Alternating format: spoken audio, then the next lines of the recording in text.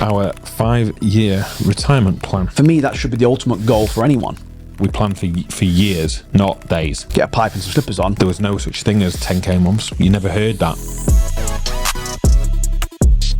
In this video, we are going to talk to you about our 5-year retirement plan. Hey guys, we're Dan and Mike from Business and Banter, formerly Biceps and Banter, and we're here today to help you with your online fitness business in any way that we can. And today we're going to talk about retirement, which might seem like a million miles away for some of you, but we're going to talk about our plans of I suppose what we're trying to achieve with what we're doing, and I think it will probably be maybe eye-opening to some degree to online coaches to kind of figure out, their business and going forward and kind of give them a purpose and a drive of why they're doing these things. Because when you do run your own business, no one really talks to you about things like, well, we're going to talk about obviously like if you work a normal job, you get pensions and all these things, and you talk about retirement ages and whatever. And I think that it's just not really talked about because what you need to do is talk about tactics to get 5 clients in tomorrow.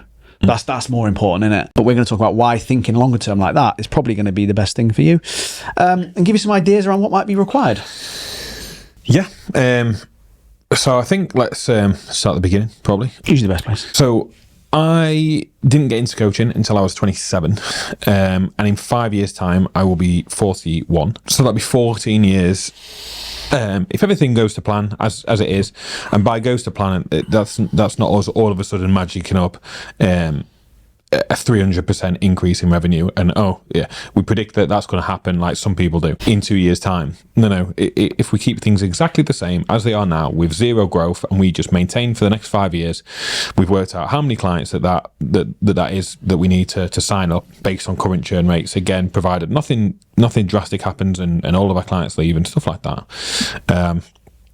We know exactly what we're doing, but that'll be 14 years for me from getting into coaching to finishing coaching. So you might think 14 years is a long time, but I would argue that 14 years until you can retire comfortably is pretty damn good. So if you're younger than me when I first started, so let's just say if you started at 22, you could be retired by 36, even quicker than me. Like if all things are equal and all things are considered, but that also involves all things are equal in terms of work and consistency and patience over time, of course. And it all builds from that. So you're not going to retire, and you're not going to generate enough income to be able to retire, or to kind of do things with your finances that puts you in that position without that. Because certainly for the first how many years have we been together? 5, 6? Not like that. 6? Not like, yeah. How many years? 5. Yeah. Just me and you. Yeah. And then we were at Team Box for 2, so 7 years. It's probably been the last 3 or 4 years, something like that this has started to become a bit more of a possibility. So for the first 3 or 4 years together, and then 1 or 2 years prior to that, whatever that number is, it was just graft. It was work hard. It wasn't about the money. When we first started Dinosaurs, there was no such thing as 10k months. You never heard that. It wasn't a thing, was it? Yeah, you never heard that number. Nobody was really getting into it for money. There was no such thing as leads, lead gen, trending this, going viral. It was when we first started, it was like, right, let's pick the educators that we want to learn from, your Lane Nortons, your James Krieger, your Alan Aragon, Brad Schoenfeld, all of those guys, right? Let's learn, research, implement, study, be the best coach we can be. Can we coach in this way, that way? What works best? How are we going to get to the coaching standard that we want? Should we try doing this? Right, we fell on kind of filming a video back, receiving videos, these sort of data metrics that we were tracking with clients, how to implement different, we spoke about this in a call yesterday about a different topic, but how to implement different tools in our coaching tool bag, trying, different methods, tracking different things, looking at, macros, meal plans, hybrid macro meal plans, calories, ranges, fasts, low calorie diets, protein modified fasts, and the aim was to be the best coaches that we could be. Dan mentioned this on a previous YouTube video, but to kind of leave some form of mark on the industry, that we wanted to do it our way, that we wanted to, but we stood for service, values, honesty, trust, integrity, that when people signed up with us, we valued every single person that invested in us, that we wanted to deliver, and we did deliver for years. Outside of that, again, we filmed another YouTube video on everything that we're doing with starting up YouTube, copywriting, content creation, networking, running events, blah, blah, blah, and doing it relentlessly because it's the right thing to do. And then as a byproduct of that, you then start to generate business. People get it the other way around, where they want to try to generate revenue before they've actually done any of the other stuff, which is weird. So that lends itself to looking for the short-term stuff, looking for the hacks and going, okay, yeah, I know I can do all of that, but aside from doing all of that, what else can I do? What can I do quicker? Can I run a fake scholarship? Can I do this? Can I get my next hack to get my next 5 signups? We never did that, by the way. We never did that. We've always seen the value in the longer term stuff. We plan for years, not days. That's what we've always done. It now lends itself to the fact that we're here where we're at, and with our current trajectory and the things that we've done, we can now hopefully, touch wood, retire or semi-retire, or be in a position, let's say, when we talk about retirement, we'll be in a position where our passive income generators can cover our lifestyle quite comfortably, not just our monthly payments. What would that be? Not just our expenses, not just our expenses, mortgage, whatever, but also give us livable money, right? Yeah, I think that's the key thing, is defining that, isn't it? It's like, obviously, since talking about this, we've had a few people say, like, oh, you're not going to retire though, are you? And it's like, no, but to me, retirement is not needing to do it. Is not needing to do it. Is like, at the moment, we both need to work. You might, watching this, might need to work, right? Our goal for the retirement is to be in a position where we don't need to work, but we want to work. There'll be things that we want to do together. There'll be things, we'll still be doing stuff together. We'll probably a golf YouTube channel, probably. We'll still be doing stuff we want to do together. But the point is that we're at no point where we need to take on clients, we need to take on anything. And this is where I believe for us, we'll then, I firmly believe that the next creative thing that we do after that will be probably something that we arguably probably flourish in, because there'd be no pressure as much, or, because you do have that, I suppose, security, for want of a better term, right? So I think it's important to define that and say that we're not just going to all of a sudden sit there and do nothing all day and like, say, get a pipe and some slippers on. Well, that sounds quite attractive, to be fair. Is that, there will come other things alongside it, but I think it's this whole thing of not needing to work. And for me, that should be the ultimate goal for anyone. I don't see how it's viewed as a bad thing to go, well, that's retirement, that's what I want to achieve. Again, what that looks like for you and what that looks like for other people is different. But I think with the job that we have, we're in a position where we get to define what retirement looks like, and we get to plan for it a little bit differently to other people, because we're in control.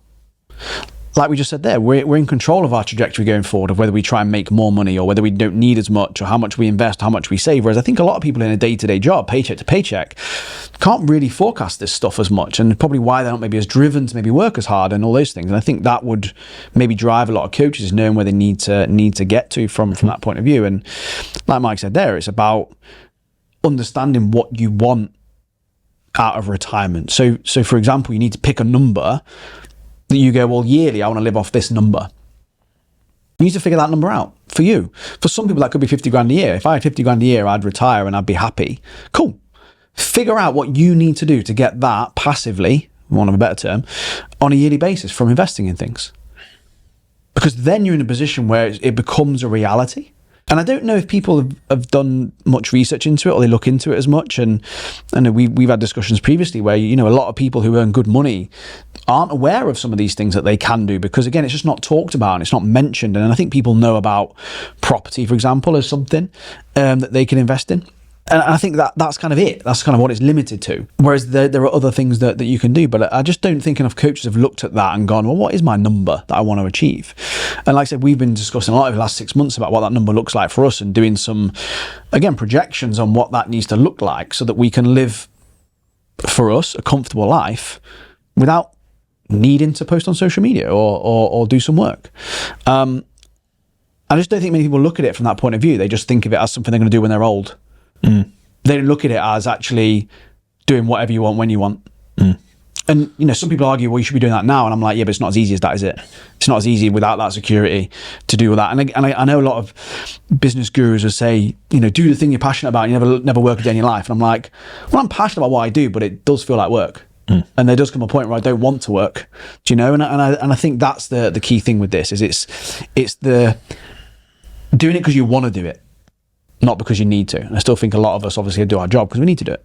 Yeah, we all got into this industry, fitness industry, probably to some degree because we're passionate about training or helping people. You only need to do it for a couple of years to realise that it soon becomes your job. Like, so. Sorry, just on a tangent. It's like the whole Ben White thing in the football. Yeah. You know, everyone's like, oh, he doesn't like watching football. Like, yeah, so what? Yeah. It's his job. Man doesn't do his job, you know, watch loads of his job at home. Like, Yeah. But people can't understand it because they love football. Yeah. And it's their thing. Like, I've had people say to me all the time, like, oh, why don't you go into golf coaching when you get older? I'm like, because that's my thing I enjoy. Why would I want to turn it into a job? Like, I'd lose the passion for it. Yeah. If that then became the thing.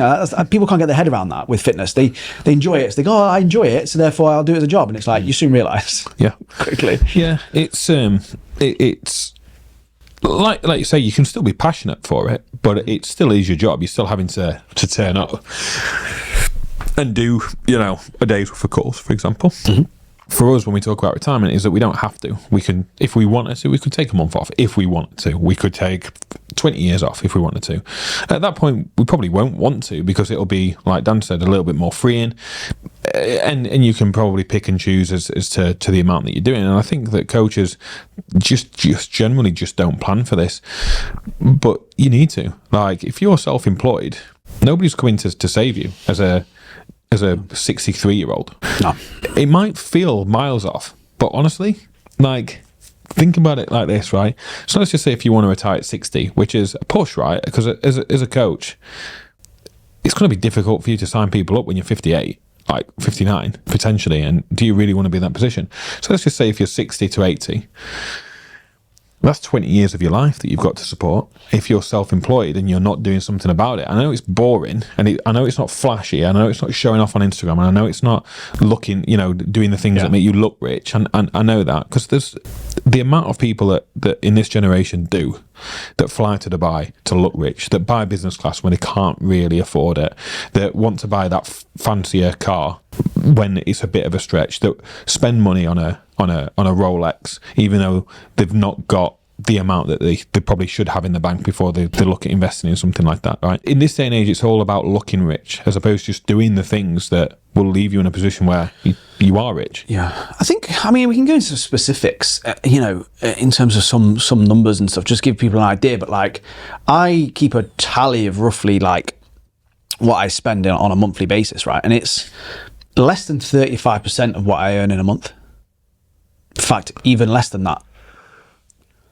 Even less than that, if you take the business stuff into account, it's probably nearer 25 to 30%. And I just don't think coaches... Is that including expenses, like rent? Is it? Yeah. Fucking hell. That includes rent, that includes... You're better than me. That includes Isabel's school fees, that includes dogs and all that sort of jazz. Because they're fucking expensive. Food bills, all those things to keep the house going, right? It's about 30% of what I earn in a month. The rest of it gets invested. Not saved, not put in a bank account or nothing. It gets invested in places where it's going to compound over time.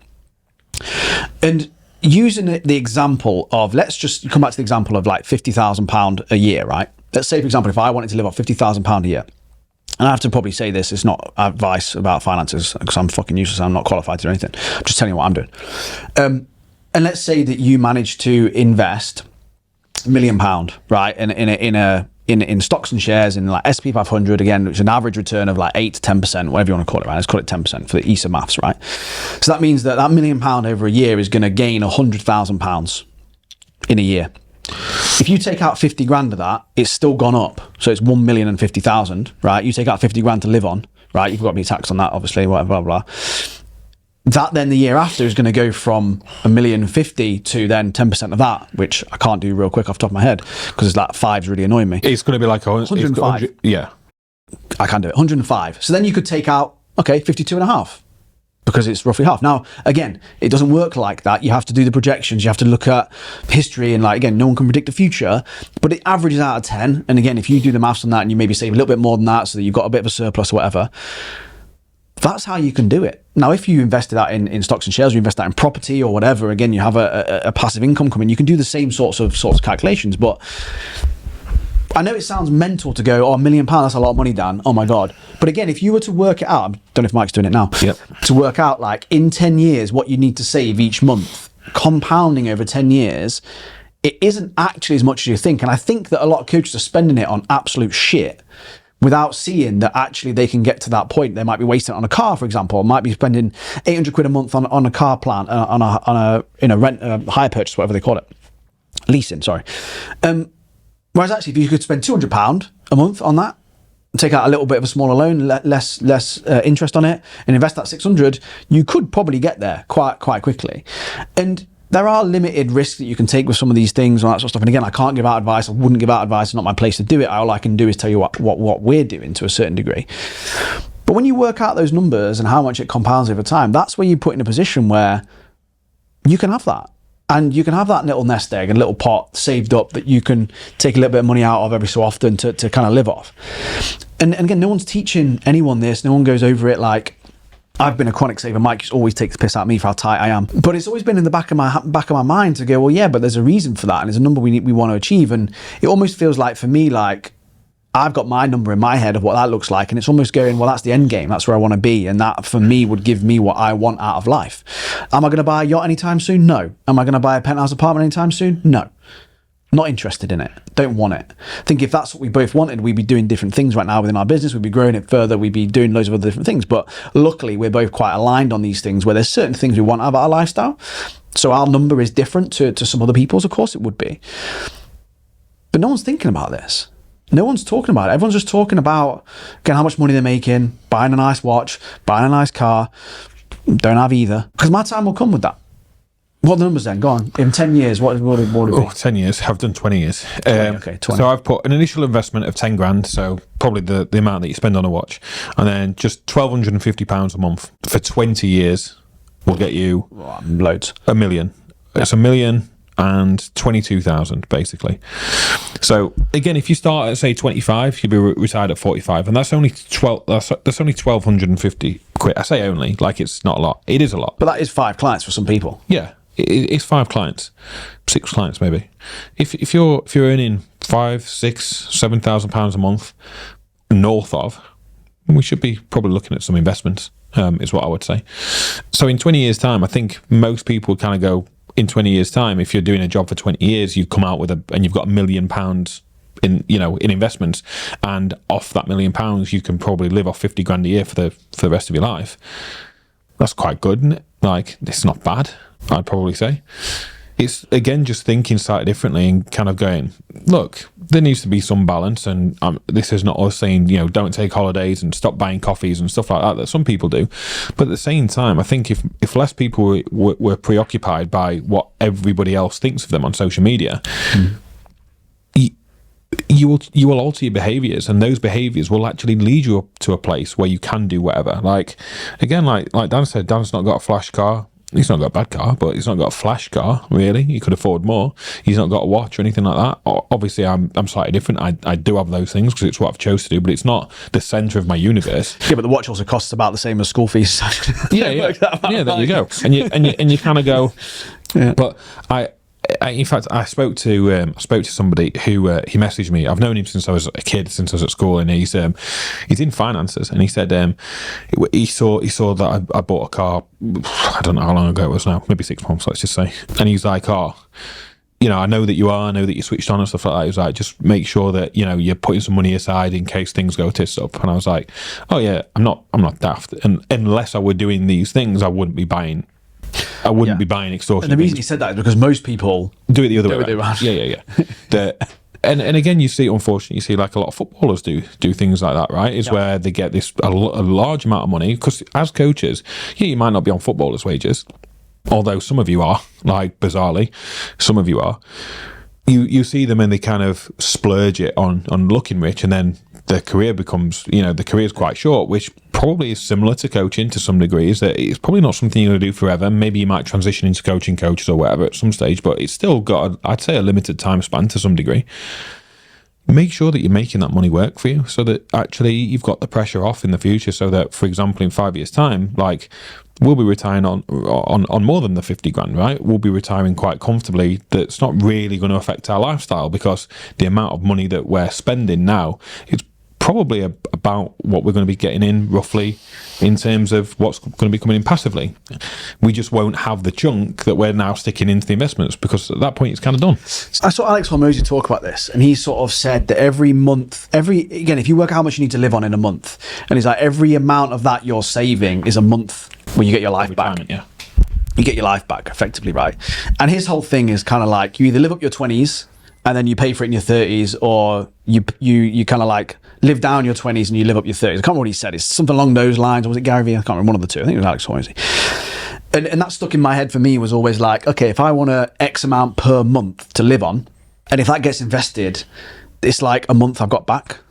That's, again, why people work, right? Is that arguably you work to retire. Again, you look at any other job and look at people who are in corporate jobs. A lot of them are just kind of like, yeah, they want to work their way up, but ultimately they're going to work for retirement. That's kind of why a lot of people work, is, you retire and you kind of realize, I've been saving all this money, or I've been working for this people all this time, and that's all I've got to show for it. Whereas, like, you're the boss, you're in charge of this. So, like, I would always prefer to live more frugally and know that I don't have to work for as long. That's just the way I just decide to do it. Some people are different. And again, this isn't about doing what we're doing. This is just about you guys getting an insight into maybe how you could do it, how things could look for you. And then remembering that as an online business owner, no one's really telling you this stuff. No one's really coming to help you out with this.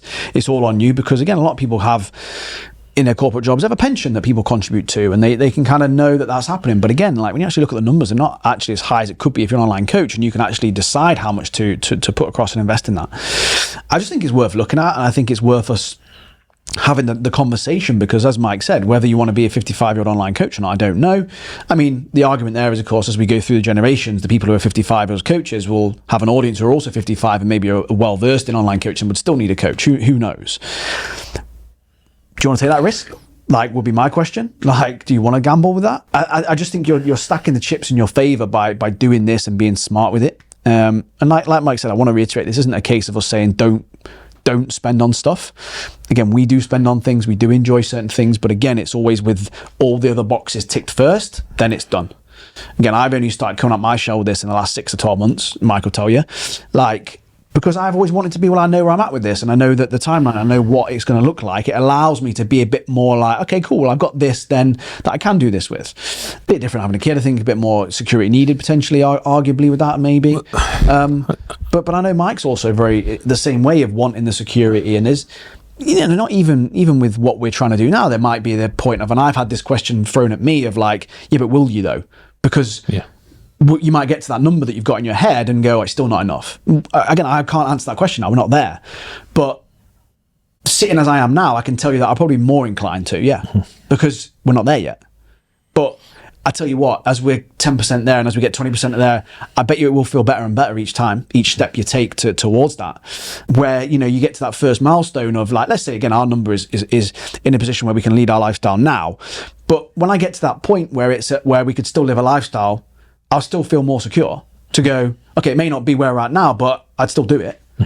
Well, yeah, I feel more comfortable there. I'd be a bit more chilled out and relaxed. Again, the next step above that. And these are the things that I think that questions that are answered, and they're always asked by people who aren't in that position. The people that talk about getting to that position, I've had one conversation with someone about it, and they said, you'll know when you get there. And because they said that they knew when they got there, and they actually retired quicker than the actual number they set themselves. They actually felt, they were like, no, I'm good, I can do it now. And I think that's really interesting, is it's a psychological thing of you won't know. And I just don't think enough coaches are testing themselves to go, well, what's that number? Because again, they're all very good at saying they want these numbers of clients, saying they want this stuff. And my argument to that is always, what are you doing it for? What are you doing it for? Because we know why we're doing it. We know why we're doing this.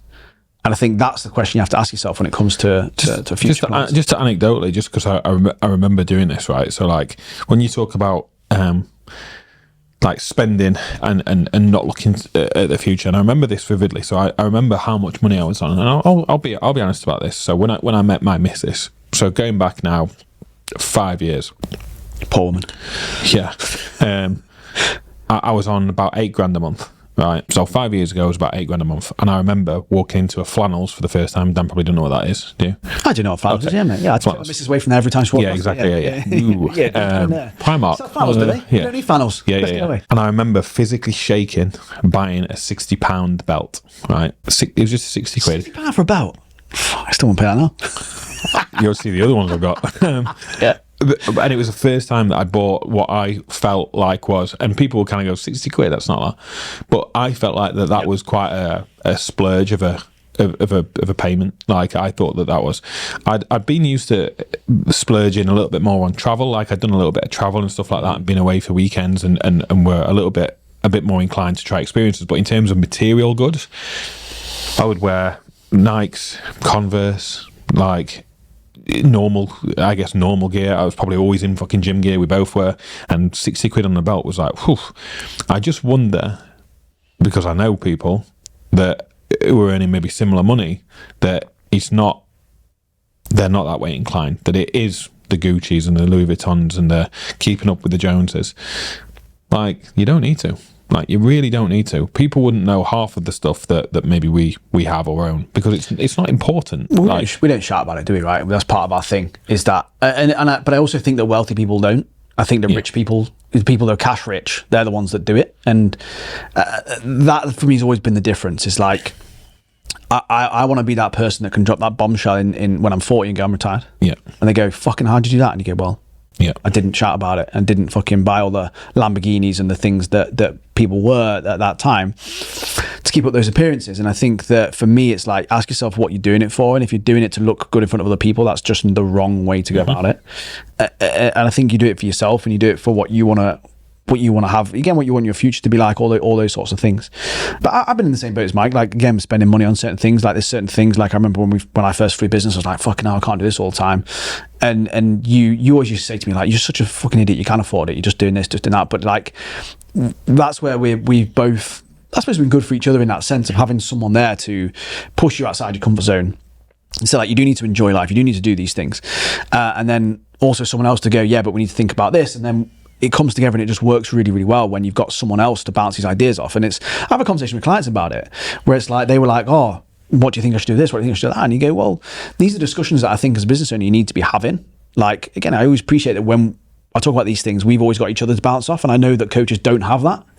So I think it's important to know that we have these discussions regularly, and that's exactly what helps us kind of like project things, set these targets, know what we're trying to achieve with it all.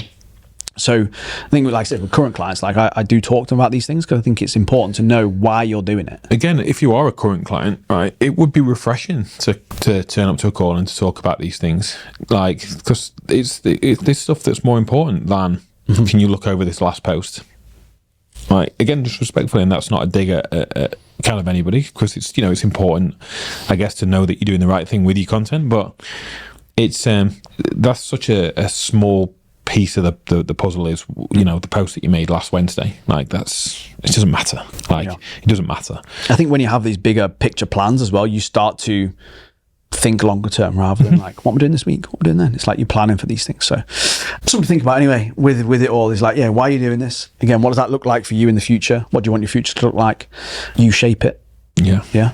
So you're in control. Link to members groups below if you want to join. £99, where we go into topics that are actually going to help your business rather than talking about retirement shit all the time. But you've got to talk about these things because they're important. Yeah. See ya.